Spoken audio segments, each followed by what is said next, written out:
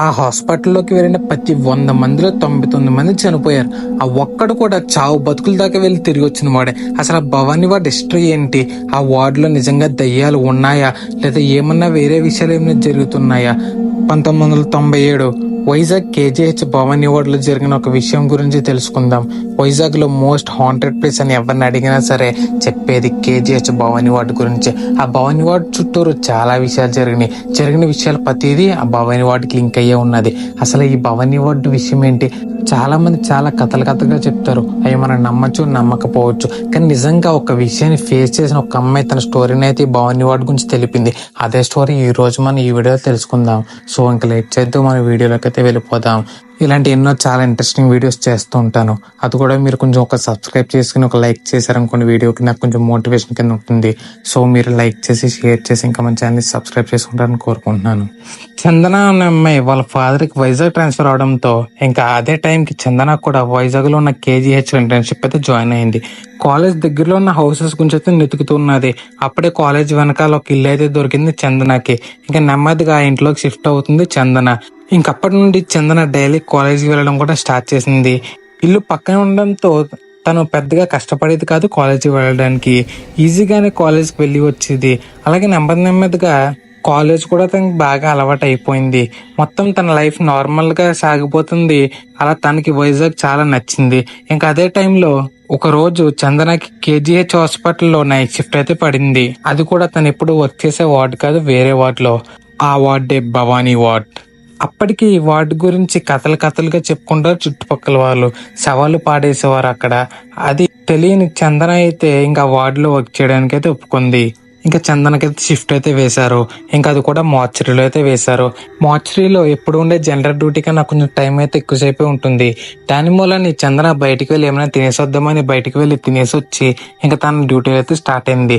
కానీ first time అక్కడ work చేయడంతో అసలు తనకి ఉండబుద్ధి కాలేదు. కానీ తప్పక ఆ రోజు డ్యూటీ చేయాల్సి వచ్చింది. అప్పటికే తను ఫుల్ హెడేక్ అలానే వామిటింగ్ సెన్సేషన్ లో ఉంది. ఎప్పుడెప్పుడు టైం అవుతుందా అని చూస్తున్న అక్కడే స్మెల్ కి తనకి అసలు పడట్లేదు. ఇంకా అప్పటికే తెలిసిందే కదా మనకి, ఎంత పాజిటివ్ మైండ్ సెట్ తో ఉన్న వాళ్ళైనా మార్చరీ అన్న దాంట్లోకి వెళ్ళగానే వాళ్ళ మైండ్ మొత్తం నెగిటివ్ గా మారిపోతుంది. అదే విధంగా చందన మైండ్ కూడా మెల్లమెల్లగా నెగిటివ్ గా మారుతూ వచ్చింది. అలాగే చందనకు కూడా ఏదోలా అనిపిస్తుంది. టైం చూస్తే చాలా నెమ్మదిగా గడుస్తుంది.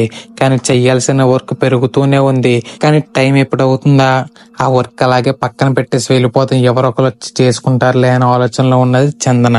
ఇంతలోనే చందన షిఫ్ట్ కూడా ఆ వార్డులో అయితే అయిపోయింది. అమ్మయ్య అనుకుంటూ నెక్స్ట్ వచ్చిన వాళ్ళకి అన్ని డీటెయిల్స్ చెప్పి చందన తన థింగ్స్ అన్ని ప్యాక్ చేసిన ఇల్లు పక్కనే కావడంతో వెంటనే గబగబా నడుచుకుంటూ తన ఇంటికైతే వెళ్ళిపోతూ ఉన్నది చందన. కానీ అప్పుడే చందనాన్ని వెనకాల ఎవరో ఫాలో అవుతున్నారు అనిపిస్తుంది చందనకి. కానీ వెనక్కి తిరిగి చూస్తే వెనకాల ఎవరూ లేరు. అలాగని టైం కూడా ఎక్కువ అవ్వలేదు. ఆ స్ట్రీట్ మొత్తం చాలా చీకటిగా ఉన్నది. దాంతో పాటు అసలు ఎవరు ఆ వీధిలో కూడా నడవడం లేదు. ఓన్లీ చందన ఒకతే వెళ్తూ ఉన్నది.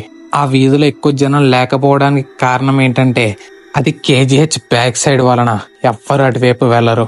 కానీ ఆ విషయం గురించి చందనకి తెలీదు. ఎందుకంటే చందన కొత్తగా వచ్చింది కాబట్టి. అక్కడ నుండి గబగబా కొంచెం టెన్షన్ గానే నడుస్తూ ఉన్నది చందన. కానీ వెళ్లే దారి మొత్తం చందన చెవికాడ ఎవరు గుసగుసలు పడుతున్నట్టు, తన వెనకాల ఎవరు మాట్లాడుతున్నట్టే ఉన్నది. ఇంకా అది గమనించిన చందనకి టెన్షన్ స్టార్ట్ అయింది. అక్కడ నుండి ఫాస్ట్ గా నడుస్తూ ఇంకా సౌండ్స్ ఎక్కువ అవడంతో పరిగెడుతూ ఉన్నది ఆ వీధి మొత్తం చందన. కానీ అటు తిరిగి ఇటు తిరిగి చివరికి చందన ఎక్కడ స్టార్ట్ అయిందో అదే చోటుకైతే వచ్చింది. కానీ చందనకి ఏం అర్థం కాలేదు. చందన ఎటు వెళ్ళినా ఎటువైపు తిరిగినా అక్కడికే వస్తుంది. కాసేపు చందన అక్కడే ఆగిపోయింది. ఎందుకంటే చందనకి ఏం అర్థం కావడం లేదు. కొంత దూరంలో ఒక పెద్ద అతను నుంచుని ఉన్నాడు. అతని దగ్గరికి వెళ్ళి దారి అడుగుదాం అనుకుని వెళ్తున్న చందన మధ్యలోనే ఆగిపోయింది. ఎందుకంటే చందన షిఫ్ట్ లోనే ఆ పెద్ద అతని బాడీ మార్చరీకి అయితే వచ్చింది. అది చూసిన చందన అక్కడికక్కడే కుప్పకూలిపోయింది. వెంటనే తన బాడీని తన కంట్రోల్లోకి తెచ్చుకుని ఇంకా దారి చూస్తూ ఇంటికైతే వెళ్తుంది చందన. అంతలోపు పక్క బిల్డింగ్ లో పై ఫ్లోర్ లో లైట్స్ బ్లింక్ అవుతున్నాయి. ఏంటని చందన అటువైపు చూడగానే కానీ చందనకి ఏం కనిపించలేదు. సడన్ గా ఆ ఇంటి పై ఫ్లోర్ ఉన్న విండోలోండి ఎవరో బయటికి తొంగి చూస్తున్నట్టు చందనకైతే కనిపించింది. వెంటనే తలకే పక్కకి తిప్పేసి అటు చూడకూడదు అనుకుంటూనే ఇది నిజమా లేకపోతే పొద్దు నుండి మోచరీలో ఉండడం వల్ల నాకు అలా అనిపిస్తుందా అనేది అర్థం కాలేదు. వెంటనే అక్కడి నుండి వెళ్ళిపోవాలనుకున్నది చందన. కానీ సడన్ గా తన బాడీ మొత్తం వీక్ అయిపోయి బరువుగా అయిపోయింది. ఒళ్ళు మొత్తం చెమటలు పట్టేసి మొత్తానికి తన బాడీ తన కంట్రోల్ కోల్పోయింది. వెంటనే వెనకాలే తన భుజం మీద ఒక చెయ్యి పడింది. ఆ చెయ్యి చూడడానికి చాలా భయంకరంగా ఉంది. ఆ చెయ్యి చూసిన చందన వెంటనే గట్టిగా అరిచింది. చూస్తే ఆ చెయ్యి లేదు. వెంటనే అక్కడి నుండి పరుగులు తీస్తూ చందన భయపడుతూ పారిపోతుంది. వెంటనే తన ఇల్లు కనిపించింది. ఇంకా దాంతో ఇంకా వేగంగా పరిగెడుతూ తన ఇంటి దగ్గరికి వెళ్తుంది చందన. ఇంకా ఇంటి దగ్గరికి వెళ్ళి తనకి ఏం జరగనట్టు చాలా నార్మల్ గా ఇంట్లోకి వెళ్ళింది. వాళ్ళ పేరెంట్స్ లేట్ ఏంటని అడిగితే ఏం లేదు, వేరే వార్డులో షిఫ్ట్ వేశారు, దాని గురించి లేట్ అయిందని చెప్పి ఆ జరిగిన సంఘటన గురించి ఆలోచిస్తూ తన రూమ్ కి అయితే వెళ్ళిపోయింది చందన. వాళ్ళ అమ్మగారు వచ్చి భోజనం చేయడానికి రమ్మన్నా తనకి తినడానికి ఇష్టం లేదని చెప్పి అదే సంఘటన గురించి ఆలోచిస్తూ నిద్రపోయింది చందన. ఇంక ఈ సంఘటనతో సాయంత్రం మొత్తం తనకి పీడకలలు రావడంతో తర్వాత రోజు మార్నింగ్ కే తన బాడీ మొత్తం వేడెక్కిపోయి ఫుల్ ఫీవర్ అయితే వచ్చింది. దాంతో చందన అయితే చాలా హెల్త్ ఇష్యూస్ కూడా ఫేస్ చేసింది కొన్ని రోజులైతే. ఇక కొన్ని రోజుల తర్వాత హాస్పిటల్ కూడా వెళ్ళింది చందన. ఎవరు అడిగినా సరే హెల్త్ బాగాలేదని రాలేదని చెప్పింది. ఆ రోజు నైట్ జరిగిన విషయం మట్టికి తన ఫ్రెండ్స్ కి అయితే చెప్పింది చందన. అప్పుడే వాళ్ళ ఫ్రెండ్స్ చెప్పారు, ఎవరు నైట్ అవుతే అటువైపు వెళ్లరు, ఎందుకంటే అటువైపు చాలా మందిని ఇదివరకు చంపేసిన వాళ్ళు పాడేసేవాళ్ళు, మార్చరీ కూడా అటు సైడే ఉంది, తెలిసిన వాళ్ళు అటువైపు వెళ్లరు, నువ్వు ఎప్పుడు అటువైపు వెళ్ళడానికి ట్రై చేయకు అని చందనకైతే చెప్పారు. ఈ విషయం చందన ఇప్పటికీ తన ఇంట్లో చెప్పలేదు. ఈ స్టోరీ చాలా లాంగ్ బ్యాక్ అయితే జరిగింది.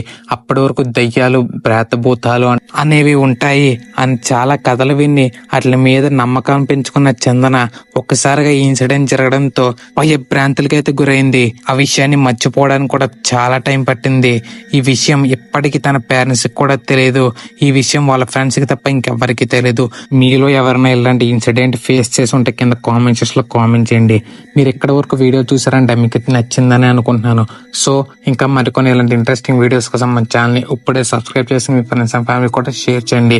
ఇంకా నెక్స్ట్ వీడియో కలుద్దాం. అంతలో వరకు బాయ్.